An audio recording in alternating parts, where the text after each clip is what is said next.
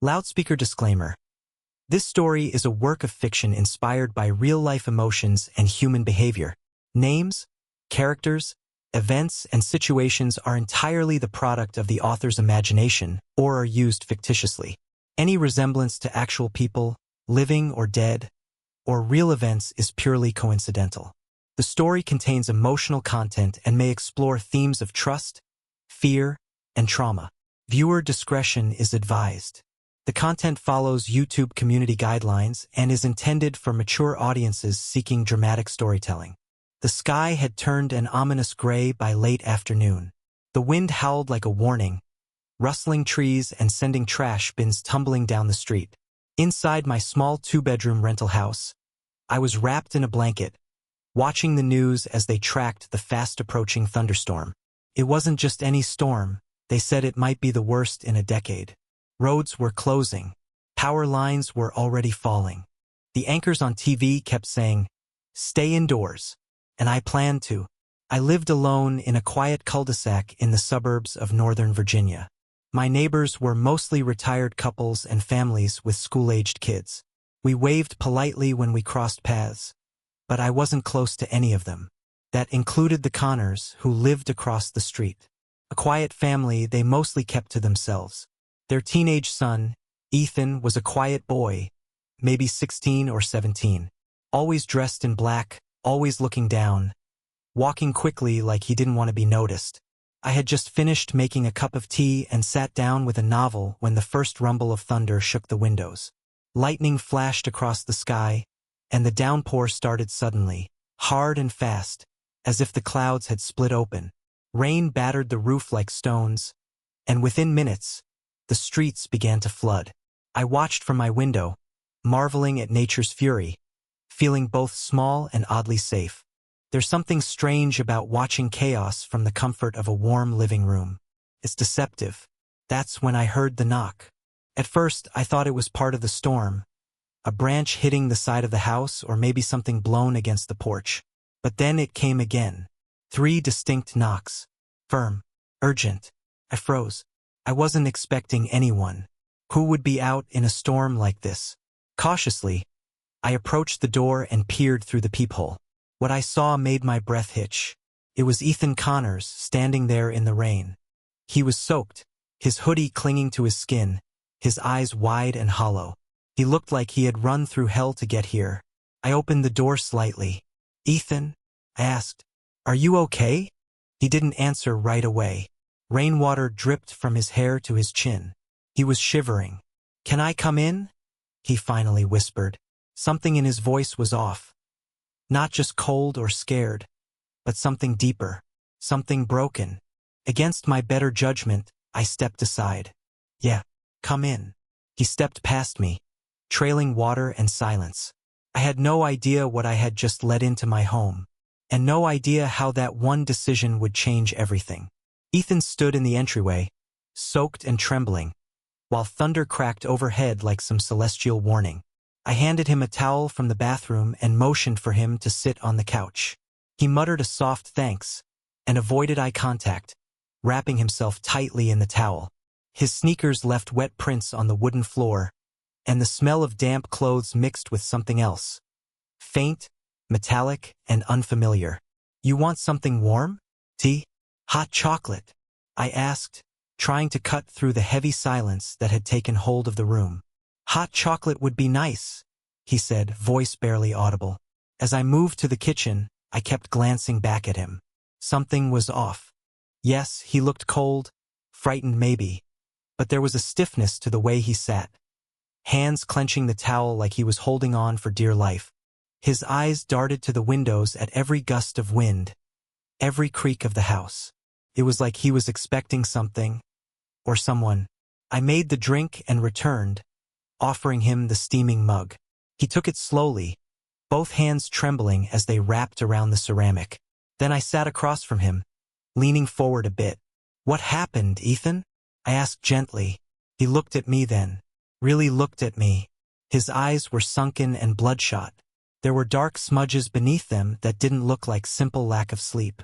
"There was a fight," he said. "My parents. They were different." I tilted my head, unsure what he meant. Different how? He hesitated. Like they weren't really them. Their eyes changed. They were whispering in a language I didn't understand. I hid in my room, but then something banged on my window from the outside. I ran. I felt a chill crawl down my spine. Was he hallucinating? Having some kind of episode? Or was something truly wrong at the Connors house? Did you call anyone? I asked. My phone's dead, he replied, showing me the cracked screen. And I don't think I can go back there. I didn't press him. Whatever had happened clearly traumatized him. I told him he could stay the night, sleep on the couch, and I'd call his parents or someone in the morning if things seemed safe. But that night didn't pass like I hoped. As the storm raged outside, stranger things began to happen inside. It started with the lights flickering every few minutes. Nothing unusual in a storm, but somehow it felt targeted, like the power only blinked when Ethan was near. Then, at exactly midnight, I heard the front door rattle. Not from the wind, but like someone was trying to open it. I ran to check. Nothing there. Just the storm. Ethan stood behind me, silent, watching. When I turned to speak, I realized he wasn't looking at the door. He was staring at the hallway mirror, and in the reflection, for a split second, I could have sworn I saw someone standing behind us. But when I turned around, we were alone. Or so I thought. Couldn't sleep that night. After what I thought I saw in the mirror, that fleeting figure standing behind us, something inside me shifted. It wasn't just fear. It was instinct. A deep, primal sense that something was terribly wrong in my home. Ethan had fallen asleep on the couch, or at least I thought he had. His face was turned to the backrest, and his breathing was slow and even. I tiptoed back to my bedroom, heart pounding, and locked the door behind me. Not something I would usually do, especially with a neighbor's kid under my roof. But that night, I needed distance. The storm outside had quieted a bit, but the wind still howled against the windows like a voice trying to break through. And then, I heard it. A whisper. First, I thought it was the wind again, but it was too deliberate, too rhythmic. It was coming from the hallway, just beyond my bedroom door. I held my breath, straining my ears. Come back! Come back! The voice was raspy, hollow, and it wasn't Ethan's. It was older, masculine, cold. I crept closer to the door and pressed my ear against it. More whispers, faint, like several voices now murmuring at once. I couldn't make out the words, but I could feel the meaning. They wanted something, or someone. Then a loud thud, like a body hitting the floor. I yanked the door open and ran into the hallway. The living room light flickered violently now, bathing everything in a pale, sickly glow. Ethan was no longer on the couch. Instead, he stood in the center of the room, arms hanging limply by his sides, head tilted back unnaturally. His mouth moved, but the sound that came out was not his own. She let me in. The voice boomed from his throat, deep and foreign. I froze. Then Ethan's body collapsed to the floor like a puppet whose strings had been cut. I ran to him, heart racing, and knelt by his side. He was breathing but unconscious. His skin was cold to the touch. I shook him, called his name, nothing. As I turned to grab my phone to call for help, the power went out completely. Darkness swallowed the room. Only the lightning outside gave flashes of clarity. And in one of those flashes, I saw a figure in the kitchen doorway. Tall, shadowy, not human, and just as quickly it was gone. I didn't sleep for the rest of the night. I sat beside Ethan, holding a flashlight, the front door locked and barricaded with furniture. But I could still hear them, those whispers, scratching at the edge of reality, waiting for the moment I'd let my guard down again. Something had followed Ethan into my house, and it wasn't going to leave quietly. The morning came slowly, dragging with it a heavy silence. No birds, no traffic, just the soft patter of rain and the kind of stillness that makes the hairs on your neck stand up. I hadn't slept a minute. My eyes were fixed on Ethan, who still lay unconscious on the couch, pale and unmoving except for the shallow rise and fall of his chest. I tried calling his mother, no answer. I texted, emailed, even messaged her on Facebook. Nothing. It was like she'd vanished. And then I remembered something. A conversation months ago, when she mentioned Ethan had been acting strange ever since they moved back into the neighborhood. Nightmares, talking to people who weren't there, locking himself in closets. She brushed it off as trauma from the divorce. But now, it all felt connected. As I scrolled through old messages, I found one that chilled me. If anything ever happens and I'm not around, don't let Ethan be alone when it rains. Please. That wasn't normal. I stared at the boy on my couch. He looked so small now, vulnerable. But what I saw last night, that thing, it came through him, or with him. I needed answers. I searched their last known address online and found it, just a few blocks away. I locked my house, left a note in case Ethan woke up, and made my way through the damp morning to the neighborhood's edge. Their house was different. Every window was boarded up from the inside, grass overgrown, front door slightly ajar, as if waiting for someone to return. I stepped inside, heart pounding. The smell of mildew and something rotten filled the air. I moved cautiously, flashlight in hand, scanning every room. That's when I saw the wall in the hallway, completely covered with Ethan's drawings. Hundreds of them, each one showing the same thing. A tall, black figure with no face, always looming behind a small boy with a red hoodie. Ethan.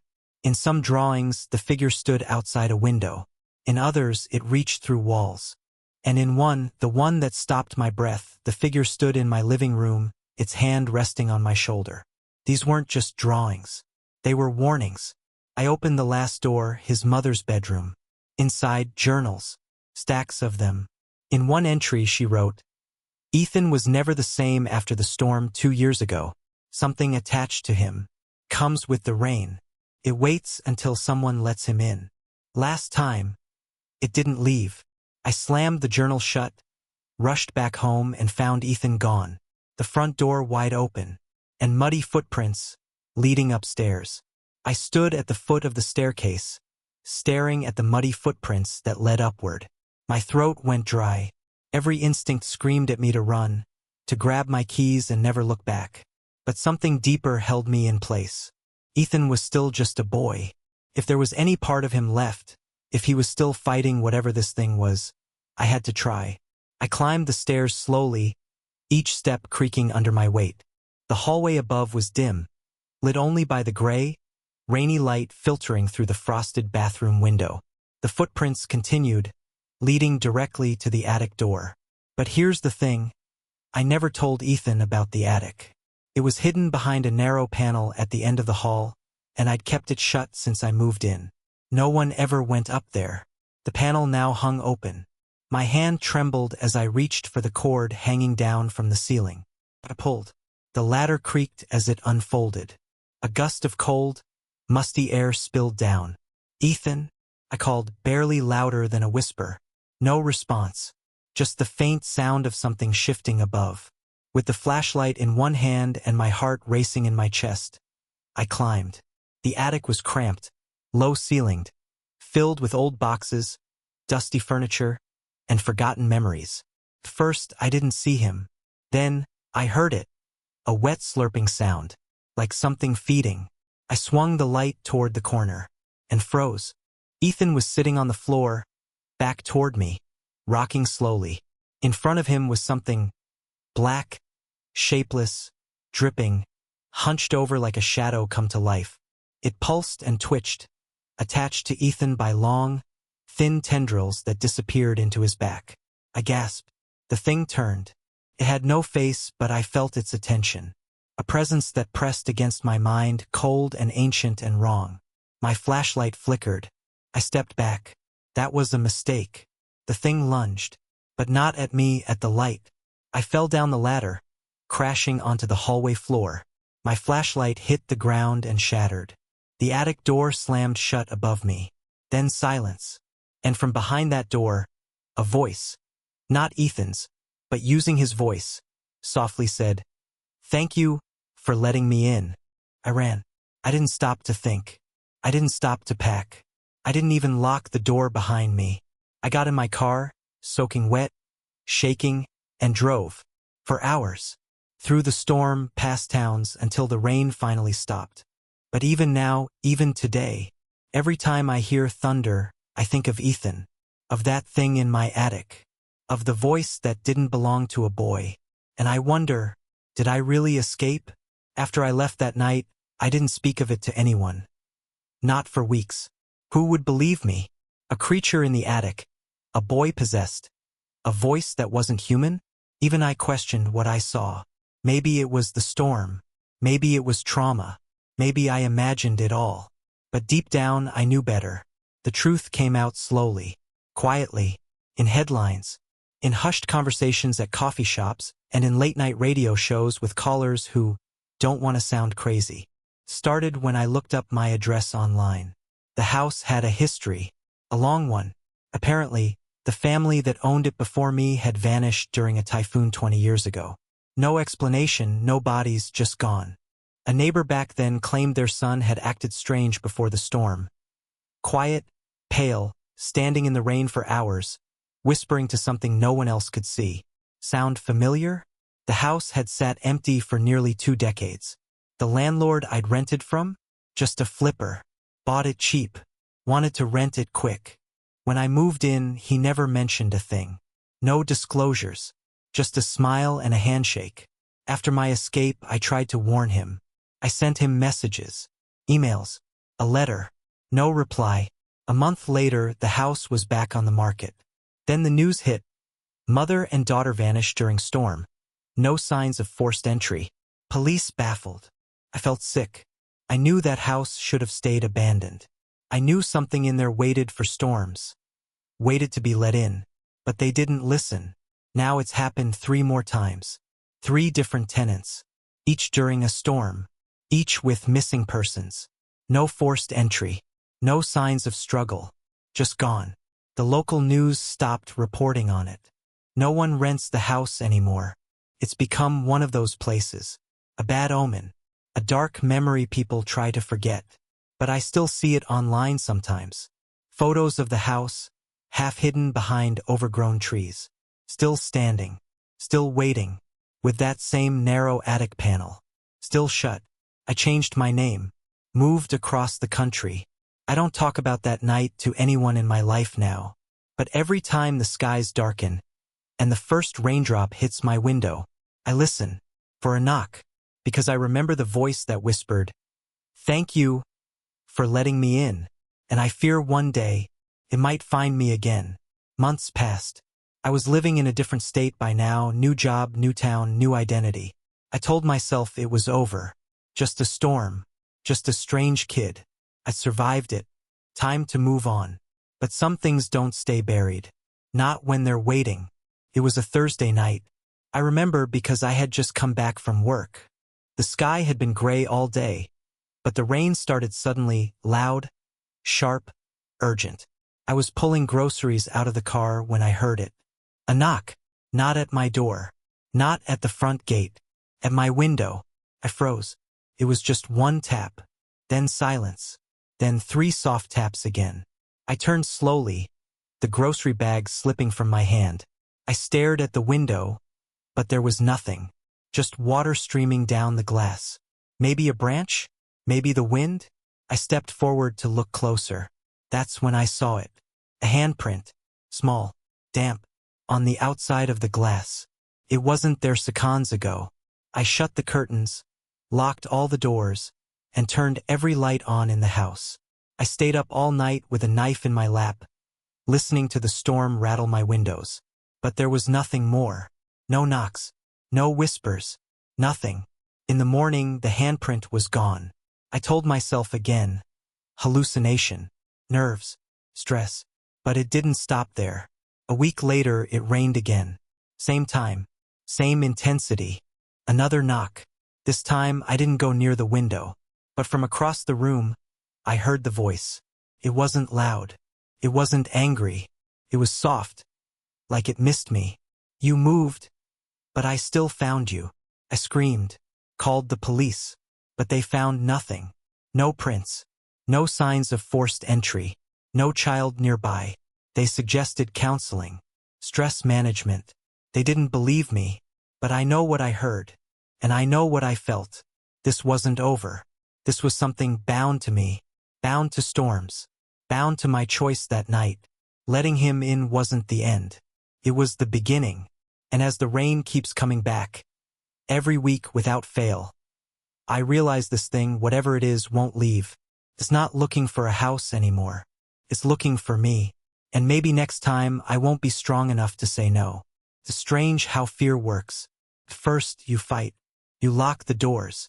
You check the windows. You pray. You tell yourself it's not real. Can't hurt you. But when it keeps coming back again and again, you start to break. I broke. It had been almost 6 months since that stormy night in my old neighborhood. The night I let my neighbor's son inside. Or what I thought was my neighbor's son. Since then, the knocks hadn't stopped. Every time it rained. Like clockwork. Sometimes it was the window. Sometimes the attic. Sometimes my closet. I'd hear the same soft voice. Gentle. Familiar. Almost childlike. It's cold out here. You were kind once. Why are you hiding from me? And I would cry. Lock myself in the bathroom. Whisper apologies. Beg for it to leave. But it never did. Until last week. The rain started at 3 a.m. Thunder cracked so loudly it shook the picture frames off the walls. My power went out. My phone was dead. And the knocks. They weren't at the window anymore. They were inside the house. Slow. Deliberate. From the hallway. I had nowhere left to run. I grabbed a flashlight, stepped out of the bedroom, and followed the sound. My breath was shaking. My body numb. My fingers cold. At the end of the hall, the attic door hung open. I never opened that attic. Not in this house. I didn't even know it had one. But there it was, open, with a wooden ladder stretched down. Wet footprints led up the steps. The light flickered. My hand trembled. And I heard it. Please. Just let me in again. And I did. I don't know why. Maybe I was tired. Maybe I missed that strange, soft voice. Maybe it was always meant to end this way. So I climbed the ladder. The attic was dark, but warm. The air was heavy, almost alive. And in the corner, crouched like a shadow stitched into the wood, he was waiting. The boy. His eyes weren't his eyes. His face wasn't a face. But his voice was still soft. He reached out his hand. And I took it. I don't remember much after that. Just that I woke up 3 days later in my bed. The rain had stopped. The power was back. And I was smiling. But it wasn't me smiling. I don't check the windows anymore. Because I'm not afraid of what's outside. Now, I'm what people are afraid of. And when it rains in my town now, sometimes I knock on a stranger's window. Softly, kindly. And I whisper, please, just let me in. G21.